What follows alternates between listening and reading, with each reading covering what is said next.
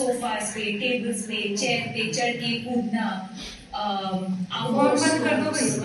मुझे हमेशा extra curricular activities में ज्यादा इंटरेस्ट था. But I think I am also very fortunate कि एक वक्त ऐसे आया जब मुझे रियलाइज हुआ कि marks and your results are not everything. And I think एक ऐसा एक माहौल था मेरे स्कूल में, एंड जब भी टीचर्स डे का कुछ डांस के लिए प्रैक्टिस करना था या फैशन शो या sports day, I used to get very excited about those things. I think the other thing is मैं बहुत lucky हूँ कि मेरे parents ने मेरे ऊपर ज़्यादा pressure नहीं डाला to bring good marks. तो मैं parents को भी कहना चाहूँगी कि आप अपने बच्चों का जो potential है उसको realize करना बहुत ज़रूरी है. Maybe their interest lies in something else and that is also okay.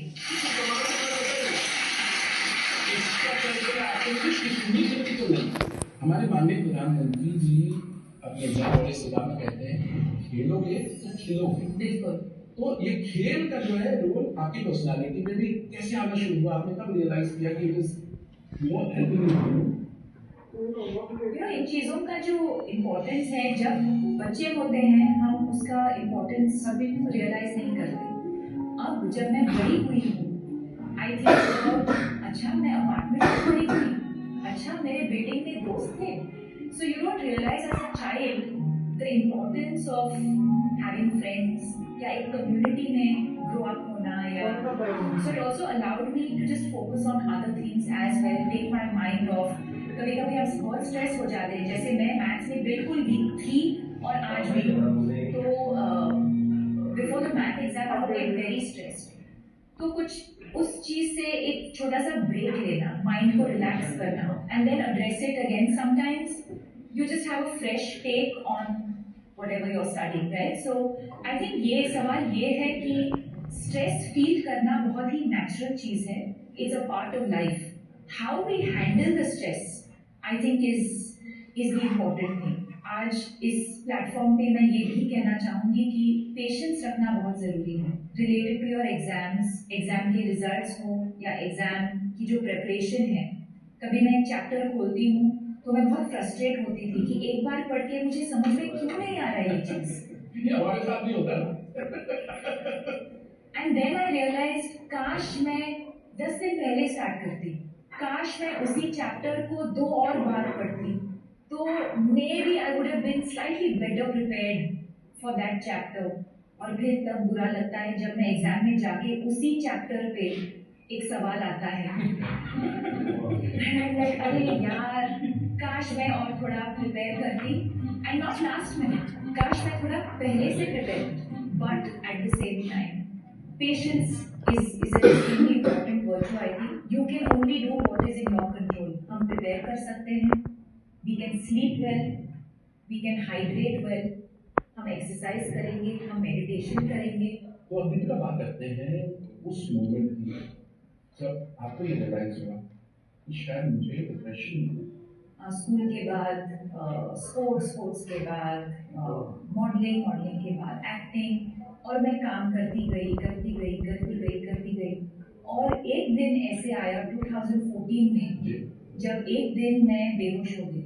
और कुछ दिनों के बाद रियलाइज हुआ कि मुझे डिप्रेशन हुआ था.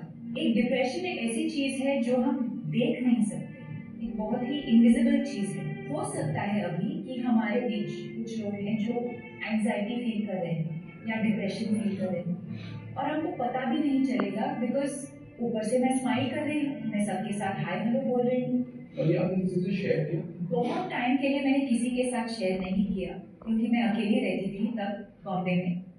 और फिर मेरी मम्मी आई थी बॉम्बे मुझे मिलने, और कुछ हफ्ते वो मेरे साथ रह रही थी. और जिस दिन वो लोग जा रहे थे वापस बैंगलोर तो मैं रोने लगी. तो उन्होंने कहा क्या हुआ, किसी ने कुछ कहा, कुछ काम पे कुछ हुआ? एंड I said, नहीं, I don't know what this is. I'm just feeling completely helpless and hopeless and मुझे जीना ही नहीं है. तो I was very lucky in that moment that my mother realized, और उन्होंने कहा कि एक साइकोलॉजिस्ट को फोन करते हैं. हमारे देश में बहुत स्टिग्मा होता था मेंटल इलनेस को लेकर कि मुझे कैसे हो सकता है, या अगर मुझे हुआ भी है तो हम किसी को बताएंगे नहीं. जैसे ही मैं बात करने लगी इस इलनेस के बारे में, I started feeling so free, so light. और वहाँ से मेरा जर्नी शुरू हुआ मेंटल हेल्थ अवेयरनेस को लेके। डिप्रेशन, एंजाइटी, स्ट्रेस कभी भी किसी को भी हो सकता है। जैसे श्री नरेंद्र मोदी जी ने उनकी किताब एग्जाम वॉरियर्स में भी लिखा है, express never suppress. It really takes off a lot of weight off your shoulders. And when you're preparing for exams in particular, you start feeling better. You feel like अच्छा अब मैं exam पे मैं focus कर सकती हूँ, क्योंकि मेरा जो इशू है मैं उसके बारे में मैंने बात किया है। And you are able to just focus and live a healthier, better life. तो देखो इतनी कमाल की सुपर पावर बता दी, द पावर टू एक्सप्रेस। और उसका नतीजा क्या हुआ, एक ऐसी फाउंडेशन शुरू हो गई जिसके 10 साल हो गए। और in fact we have a very special video. Deepika, हम चाहते हैं वीडियो हम प्ले करें celebrating 10 years of your foundation.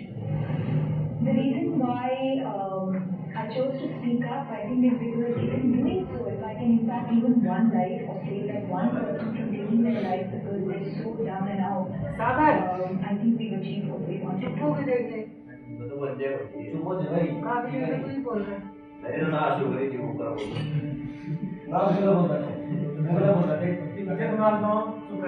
चुप करून बेसी मग राजू पण चुप होई